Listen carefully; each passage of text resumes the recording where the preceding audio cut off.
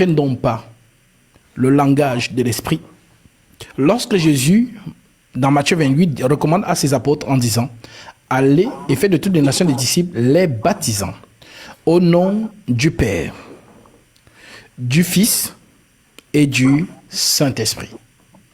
Et enseignant à observer tout ce que je vous ai prescrit, voici sur eux tous les jours jusqu'à la fin du monde. » Maintenant, nous voyons donc le jour donc le Saint-Esprit descend, au consolateur que Jésus a promis, il vous est avantageux que je m'en aille. Lorsqu'il vient donc, qu'est-ce qu'il révèle? Repentez-vous au travers Pierre et que chacun de vous soit baptisé au nom de Jésus-Christ. Donc il révèle donc le nom du Père, le nom du Fils et le nom du Saint-Esprit, qui ne font référence qu'à Jésus-Christ. Mystère de la piété, Dieu devenu homme. Ça veut dire qu'il n'y a pas un Dieu au ciel qui a envoyé un autre Dieu travailler pour lui. Parce que ce sera contredire la Torah. Parce que même les prophètes, Dieu dit dans Ésaïe notamment, il n'y a pas d'autre Dieu que moi. Je ne partage ma gloire avec personne. Ça veut dire que le Père, dans le langage de l'esprit, n'a rien à voir avec un papa qui a une barbe ou je ne sais pas quoi, comme la plupart des gens pensent. Le Père fait référence ici au trône. Maintenant, quand on parle du Fils dans le langage spirituel, le Fils fait référence à la vie. Voilà donc pourquoi nous allons voir par exemple que Abraham va sacrifier son fils Isaac. Sauf que quand ils arrivent au niveau du sacrifice, ce n'est pas le fils qui est sacrifié. C'est un bélier qui est sacrifié à la place du fils. Donc, nous allons donc comprendre que le bélier, c'est ce qu'on appelle en fait l'agneau. Le grand bélier. Le grand bélier, c'est ce qu'on appelle le grand agneau, c'est ce qu'on appelle bélier. Et le petit agneau, c'est ce qu'on appelle le petit bélier, c'est ce qu'on appelle agneau. Je ne sais pas si on se comprend. Le grand agneau, un agneau qui a grandi, c'est ça qu'on appelle bélier. Et un bélier qui est petit, c'est ce qu'on appelle agneau. Donc ce jour-là, ce n'est donc pas Isaac qui est supposé être l'agneau sacrifié, c'est-à-dire Abraham va sacrifier son fils. Ce n'est pas donc Isaac qui est sacrifié ce jour-là, mais c'est le bélier. En d'autres termes, le père de l'agneau qui meurt à la place d'Isaac. Ok. Alors, si nous comprenons donc les mouvements de Dieu, les mouvements prophétiques, nous allons donc comprendre qu'en réalité, ce n'est pas Isaac qui a été sacrifié, mais c'est plutôt Abraham, puisque le père d'Isaac, c'est Abraham. Donc, si c'est donc le bélier qui a été sacrifié à la place d'Isaac, ça veut dire que c'est Abraham qui est mort à la place d'Isaac. Pourquoi? Parce que le père, on parle ici de la vieillesse. Et le fils, on parle ici de la vie. Puisque dans nos sociétés, par exemple, lorsqu'on voit un père qui est vieux, on le voit déjà proche de la tombe. Mais quand on voit son fils unique ou son dernier-né, on voit ici la prolongation du père. C'est ce qu'on appelle dans le langage spirituel fils, qui n'a rien à voir avec un bébé qu'on porte. Donc quand on dit le fils, nous attendons l'héritage. Notre héritage, c'est la vie éternelle. Hébreux chapitre 9. Donc Jésus-Christ qui est la vie. Voilà pourquoi il dit je suis la vie. Donc la vie, c'est ce que nous attendons, l'héritage. Alors, si tu as compris donc ça, ce que je viens d'expliquer, quand Paul nous explique donc ça, lui qui a reçu l'excellence de la connaissance, il est écrit dans Hébreux chapitre 9, au verset... je prends à partir du verset 13. Car si le sang des taureaux et des boucs et la cendre d'une vache répandue sur ceux qui sont souillés sanctifie et procure la pureté de la chair, combien plus le sang de Christ, qui par un esprit éternel s'est offert lui-même sans tache à Dieu, purifiera-t-il votre conscience des œuvres mortes afin que vous serviez le Dieu vivant? Et c'est pour cela qu'il est le médiateur d'une nouvelle alliance, afin que la mort étant intervenue pour le rachat des transgressions commises sous la première alliance, ceux qui ont été appelés reçoivent l'héritage éternel qui leur a été promis. C'est donc quoi l'héritage éternel? Tu vois ici, il lui écrit, reçoit la vie éternelle. Lui va plutôt parler d'héritage. Ouais. Maintenant, l'héritage, c'est quoi? L'héritage, donc, c'est ça la vie. Mais les gens ne comprennent pas le discours spirituel. Quand on dit fils, et ils voient un bébé. Quand on dit père, ils voient un papa avec la barbe. C'est ça, en fait.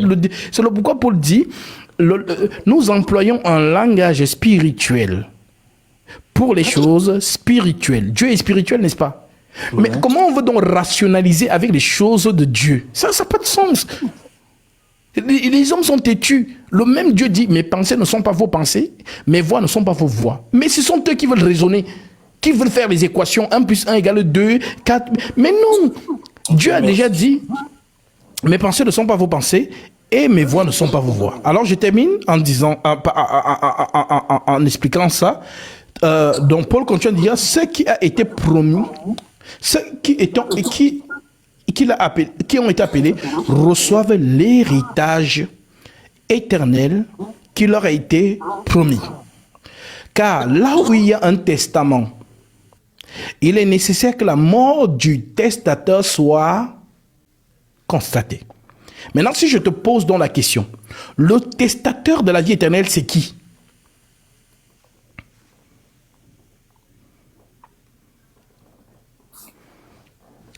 C'est qui le testateur? Jésus. Ok, donc c'est le Père. Le Père, c'est lui qui fait un testament pour son enfant. Maintenant, Paul te donne une révélation qui est vertigineuse ici. C'est ici que tous les petits, soit disons hommes de Dieu là, ils ne voyaient pas ça en fait. Car là où il y a un testament, il est nécessaire que la mort du testateur soit constatée. Un testament, en effet, n'est valable qu'en cas de mort, puisqu'il n'a aucune force tant que le testateur vit. Alors nous comprenons que le testateur, c'est Jésus-Christ. Voilà donc pourquoi l'Esprit le révèle comme étant le Père. Voilà donc pourquoi l'Esprit, ce jour-là, le jour de la Pentecôte, ne dit pas à Pierre, Père, Fils, Saint-Esprit, mais l'Esprit donne donc la révélation, Jésus-Christ. Soyez baptisés au nom de Jésus-Christ. Voilà donc pourquoi vous allez voir tous les apôtres baptisé au nom de Jésus-Christ. Aucun apôtre n'a baptisé avec la formule Père, Fils, Saint-Esprit. Cherchez dans les Écritures, vous n'allez pas voir pourquoi. Parce qu'ils ont compris ce mystère. Le Père, c'est Jésus-Christ. Le Fils, donc, c'est justement la volonté manifestée en chair. Et le Saint-Esprit, c'est ça qu'on appelle donc l'huile, l'onction. Je répandrai de mon esprit sur toute chair. En d'autres termes, tout le monde aura l'esprit de Jésus. Jésus, c'est lui l'Esprit Saint. Jésus, c'est lui le Fils, et Jésus, c'est lui le Père. Et pour comprendre ça, vous lisez tout simplement Jean chapitre 14, où il dit à ses apôtres, je termine par là et je te redonne la parole. Jean chapitre 14. Les dires de Jésus. Jésus dit, si vous m'aimez, gardez mes commandements. Et moi, je prierai le Père, et il vous donnera un autre consolateur, afin qu'il demeure éternellement avec vous. L'Esprit de vérité, que le monde ne peut recevoir, parce qu'il ne le voit point et ne le connaissent point. Mais vous, vous le connaissez. Les apôtres connaissaient qui? Jésus. Car il demeure avec vous. Les apôtres demeuraient avec qui? Jésus. Et il sera futur en vous. Alors, quel est l'esprit que les apôtres ont reçu? C'est l'esprit de Christ, en d'autres termes Jésus. C'est donc lui, le Saint-Esprit, que nous recevons. Voilà pourquoi quiconque reçoit le Saint-Esprit reçoit l'esprit de Christ. Romains chapitre 8, verset 9. Pour vous, vous ne vivez pas selon la chair, mais selon l'esprit. Si du moins l'esprit de Christ demeure en vous. Si quelqu'un n'a pas l'esprit de Christ, il ne lui appartient pas. Tout simplement. Ok, merci. Je ne comprenais pas ça comme ça en fait. Amen. Okay. En fait, ce sont les langages. Quand vous avez parlé tout à l'heure, j'ai mis en commentaire que c'était le mystère de la Sainte Trinité. Bon, les gens commençaient à dire que c'est diabolique, c'est diabolique, je suis satanique et tout. Donc, en fait, il faut savoir que quand je ne comprenais pas en fait. Donc, justement, que j'ai appris quand j'étais chez les catholiques et j'avais même fait un exposé dessus quand j'étais à l'école, encore au Cameroun. Donc c'est pour ça. Amen. C'est pour ça que vraiment. La lettre tue, c'est voilà, mais on fait avec, parce que nous partons du principe que ce n'est pas l'homme qui permet à l'autre de comprendre, c'est l'esprit qui ouvre la pensée de l'homme pour que celui-ci puisse capter en fait. C'est ça en fait. Voilà pourquoi tu vois quand celui qui était là tout à l'heure ose dire qu'il est prédicateur. et il enseigne aux gens que Jésus n'est pas Dieu, bah, ces gens sont dans la parabole. Ils sont dans, c'est-à-dire, ils n'ont pas la révélation. Puisque la révélation, c'est de connaître qui est Dieu. La vie éternelle, c'est qu'ils te connaissent, toi, le seul vrai Dieu, celui que tu as envoyé, Jésus-Christ. Donc, si l'Esprit Saint n'est pas avec vous, mais c'est normal, vous ne connaissez pas Jésus. Mais si l'Esprit Saint avec vous, il va vous révéler. Et je peux te dire que même les apôtres, on a lu ça, au temps de Jésus, eux-mêmes ne savaient pas qui était Jésus. Voilà pourquoi Satan posait des questions, montre-nous le Père, cela nous suffit. Même quand Jésus est parti, jusqu'à là, ils ne connaissaient pas encore vraiment qui est Jésus. C'est petit à petit que l'Esprit va donc commencer à révéler qui est Jésus en fait. Et ils vont commencer à comprendre.